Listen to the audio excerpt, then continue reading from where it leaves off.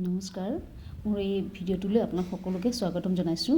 এই ভিডিঅ'টো মই বহুত স্লো কৰি দেখাইছোঁ আপোনাক কেনেকৈ বনাইছোঁ। এই চেইন এটা বনালে এনেকৈ দুটা এইটো এটা আৰু এইটো এটা লুপ হয়, কিন্তু এই পিছৰ লুপটোতহে এই বেগটো বনোৱা হয়। সেইকাৰণে ইমান মই স্লো কৰি দেখাইছোঁ। এইটো বেগটো কেনেকৈ বনাইছোঁ। এইটো হ'ল ছিংগল ক্ৰচেট। এয়া এই পিছৰ লুপটোত মই এনেকৈ লগাইছোঁ। এয়া এনেকৈ লৈ আহিছোঁ। এইটোক কয় ছিংগল ক্ৰচেট। তেনেকৈ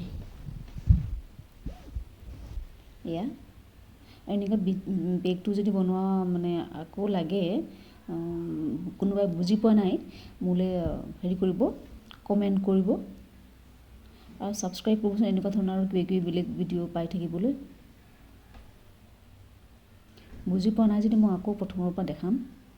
এই বেগটোত চেইনো লগাব আছে আৰু লাইনিং লগাই দিম তেনে ভিতৰৰ ফালেদি।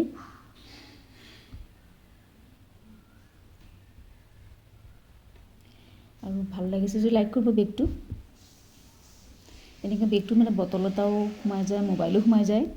এই বেগটো ধুবও পাৰি, লাগিলে জনাব মোক। আৰু কাৰোবাৰ যদি শিকিব মন আছে শিকিব পাৰিব। এনেকৈ বুজি পোৱা নাই যদি প্লিজ কমেণ্ট কৰিব মোক। এইখিনি বুজি পোৱা নাই, কোনখিনি বুজা নাই। আৰু আগৰ ভিডিঅ' শ্বৰ্ট দিয়া আছে, চাব পাৰিব ইউটিউবত।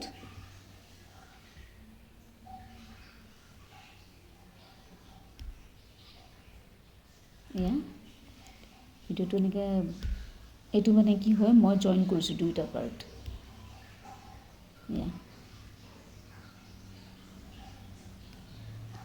দুটা পাৰ্ট জইন কৰিলে বেগটো হ'ব ন।